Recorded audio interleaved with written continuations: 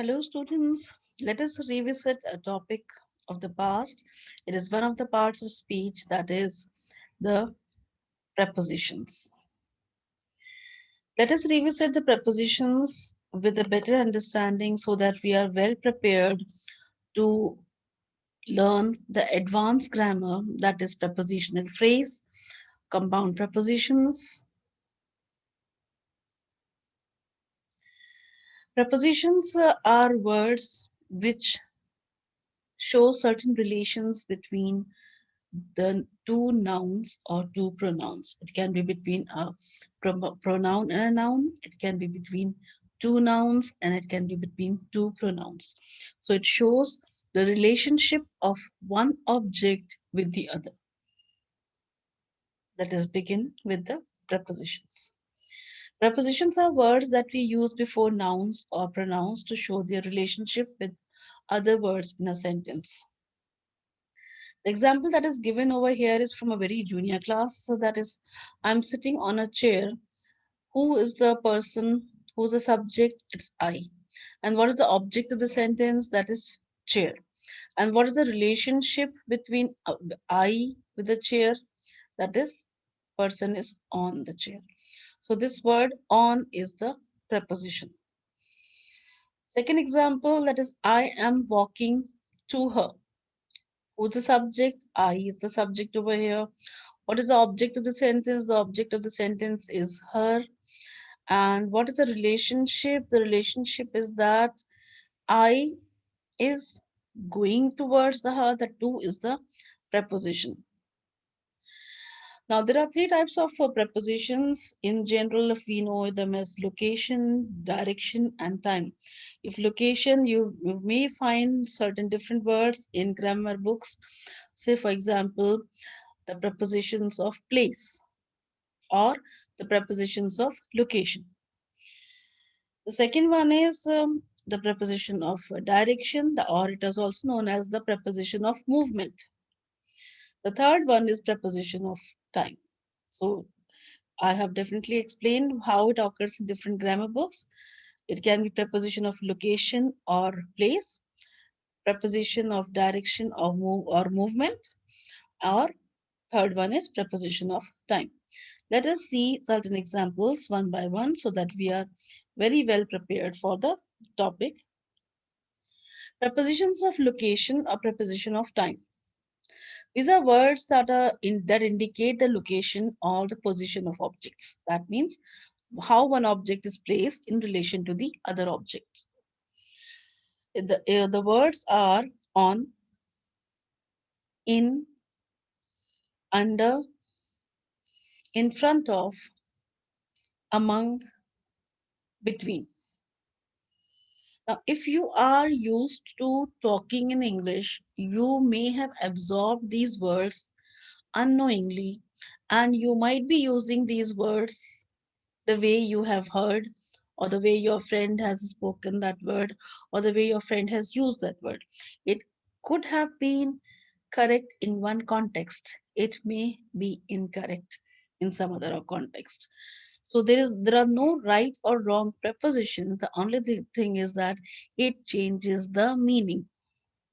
If you are using the word on, the word on is used when one object is touching the surface of the other object and it is one is resting on the other object. You use the word on. The preposition in is used when one object is placed in such a way that it is one object is surrounded by the walls of the other object. Then you say one object is in the other object. For example, the ball is in the box. The ball might be surrounded by the walls of the box. So then you use the word in. Under is used when one object is placed within the limits of the other object, but in such a way that one object which is placed on the ground is not touching the other object but it is object A is placed in such a way that object B, which is bigger, is just above it, around it. For example, a cat sitting in within the proximity of the table, under the shadow of the table, you will say under. In front of. In front of is used when you talk about one object in relation to the other object. I'm taking two examples. One object is a car, another object is a person. Car is stationary or parked, and a person is standing, say, near the bonnet. I would say the person is in front of the car. Now, if the person goes and stands in such a position that the car, of course, is still and the person is standing near the boot of the car or at the back of the car, I would say the person is behind the car. That means somewhat hidden within the picture. But the way I'm seeing, the person is behind the car. I cannot see the person clearly, but I can see the car clearly. That's how I use the word behind. Now, among is used when you are talking about a person in relation to more than two people. If I'm talking about, say, Tina, and there are 8 or 9 girls in the class, I would say Tina is the best among all the girls in the class. Between is used when the relationship is shown with just relation to two people.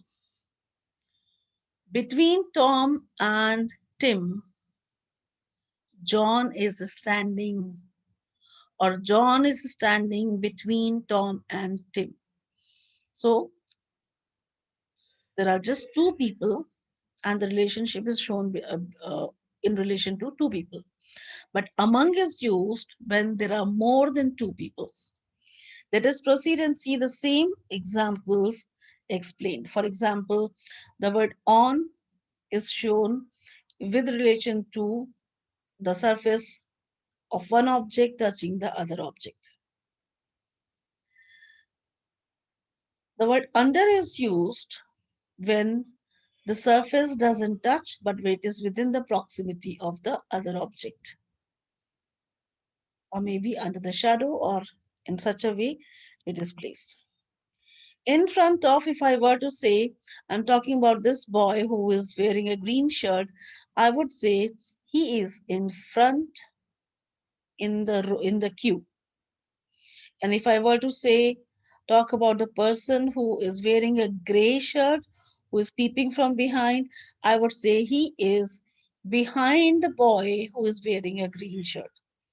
So in front and behind is understood from this relation. Now, if someone is leaning against the wall, that means resting against the wall, I will use the word against, because the person is not only just touching, but just resting on it. Inside and in. Now, inside is used when a person steps in or moves in. This shows the movement within the dimensions of the four walls, and the person has gone into it. You say inside. When the person is in, this is actually more or less of stationary. When you say in relation to the walls, you say the person is in the room.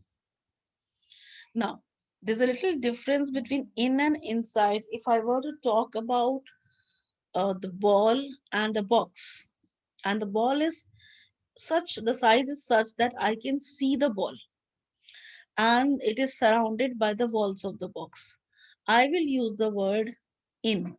The ball is in the box.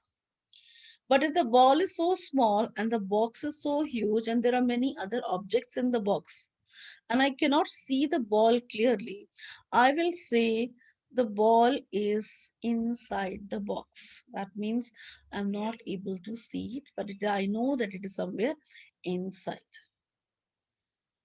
Now, with relation to this position, inside, in, I remember a word on. If I were to give you an example, if you talk about a bird perching on a tree, I use the word on. But when I talk about the sight, that means how you see the bird. If the bird is on a branch and you can see it, you will say the bird is on the tree. But if the bird is somewhere and you cannot see it, but you can hear the bird chirping, then you will say the bird is inside the tree or the bird is in the tree. In the tree. In the tree means the bird is hidden somewhere behind the leaves, behind the branches, and you cannot see it. So that is how the word in and on is used in relation to how you see it. There is no right or wrong in this sentence. When you say the bird is on the tree, you can see it perching on the branch. But when you say the bird is in the tree, or if the bird is in the bush, you cannot see the bird, you can only hear the bird chirping. The meaning is different. There are no right or wrong in terms of usage. Against. This means next to or touching or upright surface for support. We had seen one example of a boy who was leaning against the wall. Against means touching and standing. I'm leaning against the whiteboard. Don't lean against the wall. It has just been painted. This apostrophe is not for is, it is for has. We've also spoken about a person or object in relation to two objects.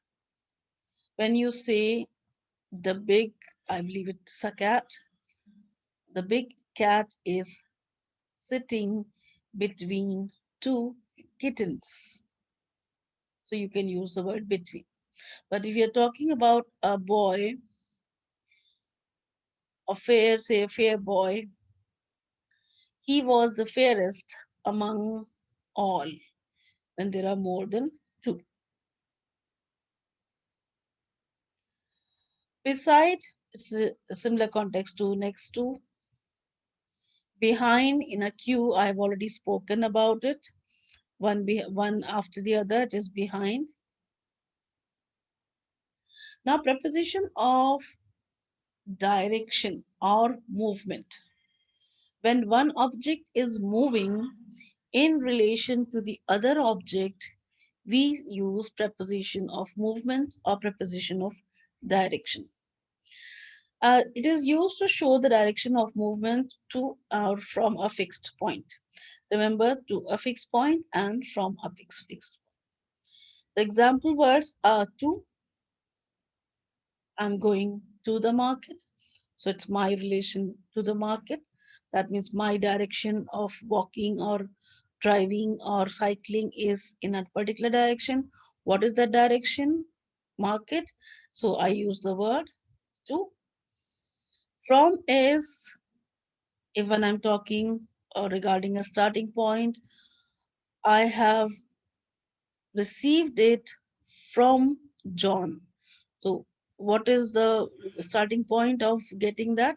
It is John, so I use from.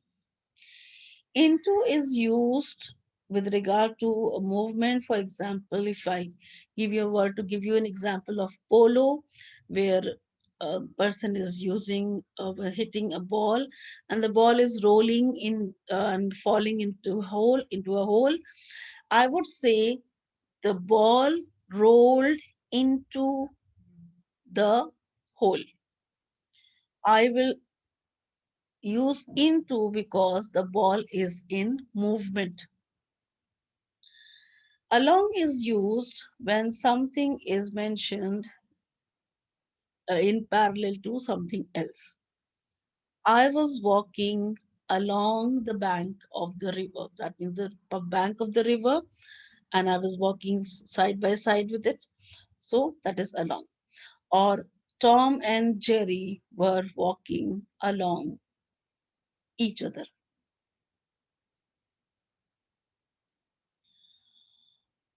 Over. Over is used when one object tends to bounce just above the other without touching it.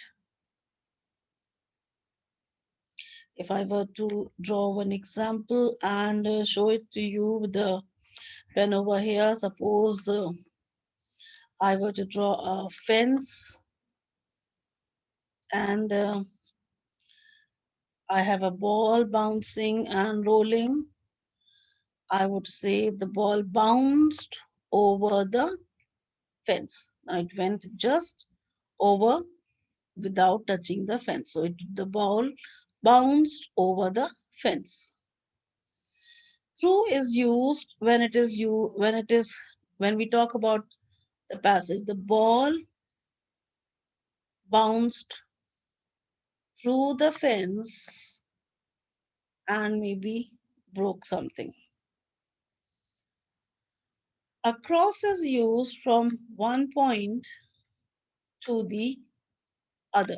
Say, for example, if you were standing on one side of the road, say you are here, and you want to go to the other side, you will go across will go across. Suppose this was a road and you want to go to the other side, you will go across the road. If this was a river, you want to swim and go, you will go across the river. Around is used when you go in circles. So, for example, if children are playing and they want to move around, they go in circles around the tree. This is the movement going in circles that is called around.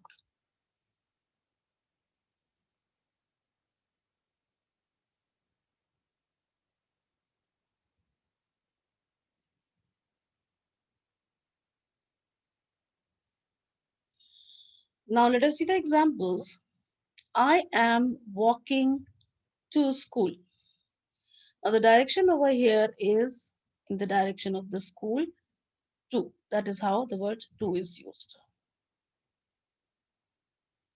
Richard came into the room. Over here the word into shows the direction of entering into.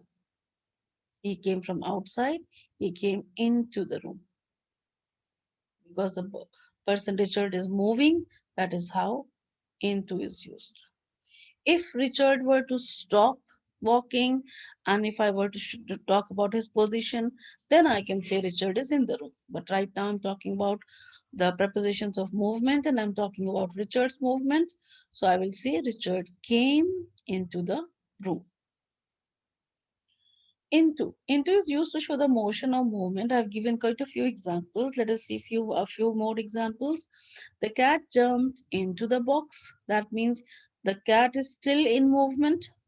When I spoke this sentence, the cat and the action came to a stop. That means the action ended. The cat jumped into the box. The boy fell into the river. Now it is past tense. And the movement, I'm talking about the movement. The ball fell into the river. I'm talking about the movement. The ball was in movement. Over here, the cat was in movement. She poured some boiling water. Now over here, it is the boiling water that is in movement. And she's pouring it, and she's pouring where? Into the teapot. So again, from the word into, you can make out that the action is the object is in continuation. The man threw rubbish into the river. Now the movement is on, and the man is throwing something. The movement is on. That is how the act of the rubbish falling into the river is being mentioned. So you use the word into. Let us see the example over here. She has returned from the town. She has returned from town or from the town. Over here, the starting point is town. She started from here, she went to the town, and now she has come back. So when you use the word return, means that was this was her starting point. She went to the town, and now when we are talking, we want to give a relationship to the point from where she has just started and come back. So she has returned from the town. So when I'm using from, my starting point is the town. But when I'm using return, I have to say this was her point A, she went to point B, now she's back to point A. That is how I use return. So she returned from the town. The next is they walked along the row of houses. The row of houses are at the back and they walked along with it. That means they walked in the same direction as the houses. So they walked along the row of the houses, just side by side.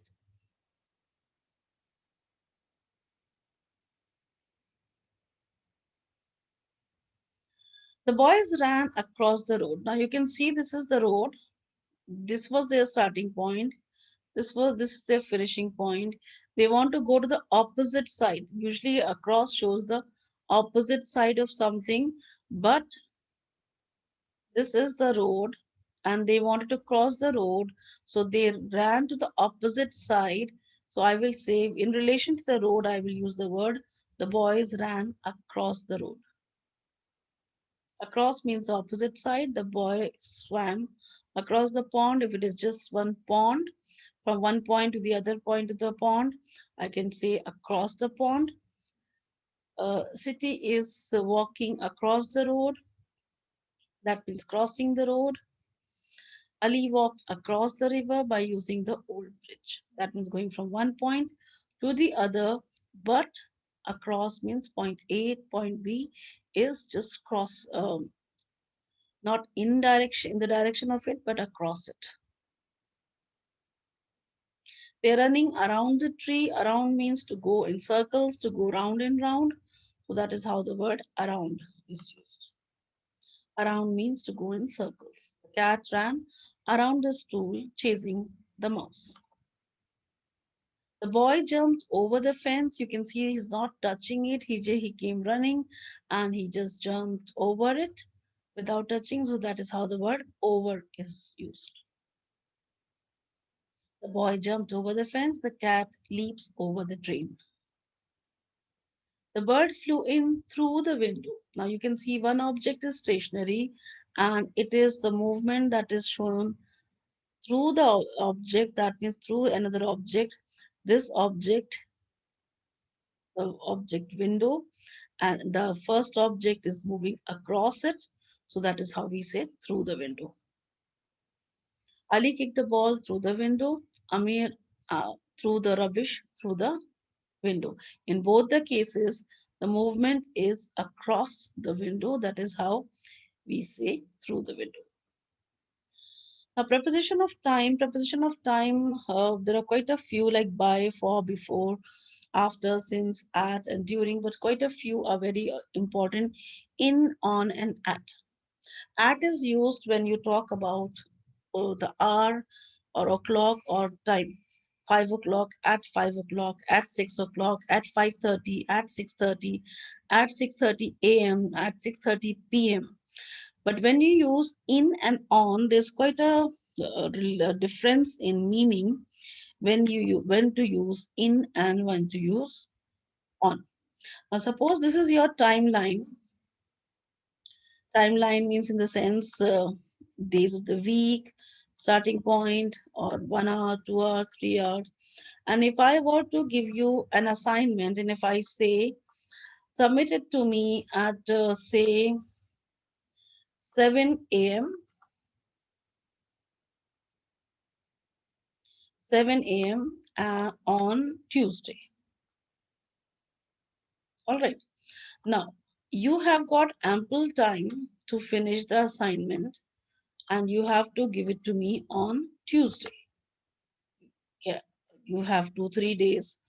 If you give me exactly on that day, I will say you submitted it to me on time.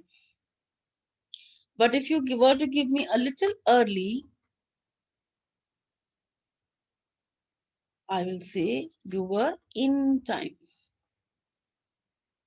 Just a few hours early or just a few moments early, you were in time.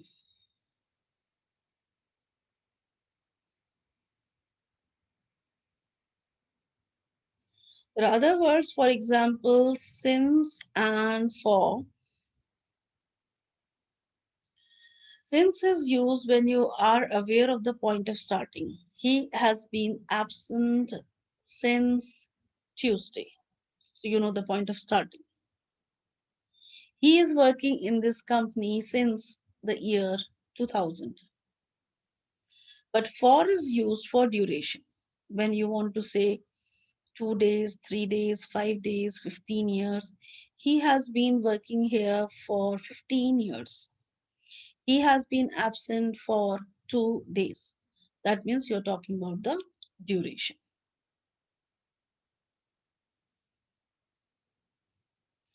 Now you have a challenging task. You are requested to refer to your textbook. You have one drama in your textbook. The drama has certain descriptions of the stage, the placing of the objects on stage. It could be a sitting room, it could be a drawing room, it could be a bedroom. I'm requesting you to open your textbook, refer the drama, and in the beginning, whatever description is shown, go through it, read it carefully, and then come back to this exercise and try describing this picture in such a way as if it is the description of a stage and the drama is going to begin shortly.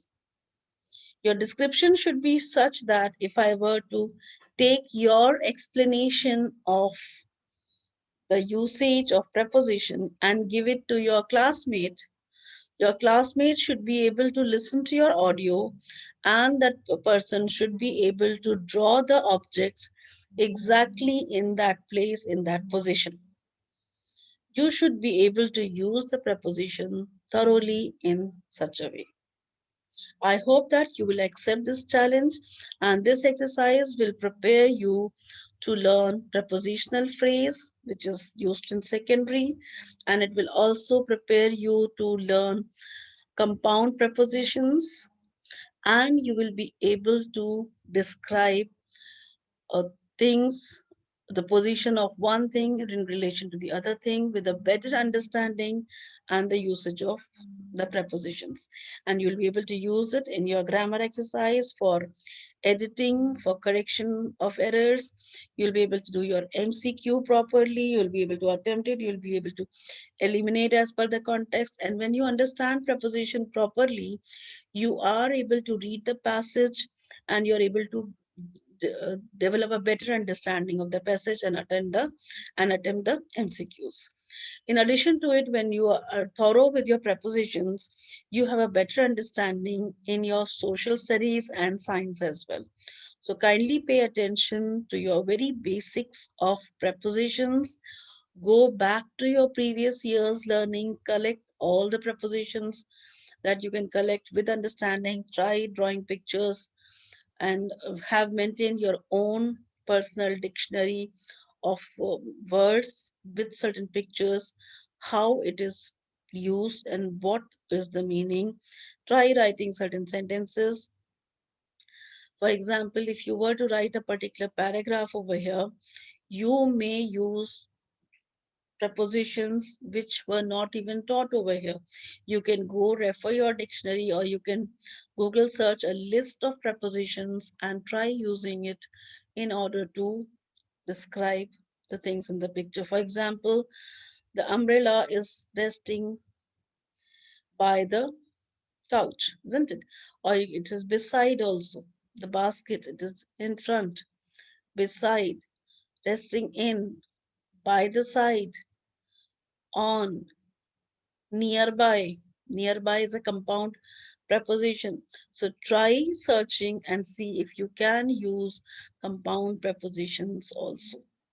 I hope you will take this as a challenge and try to improve your English, spoken English, written English, and your understanding as well. Thank you very much for your kind attention.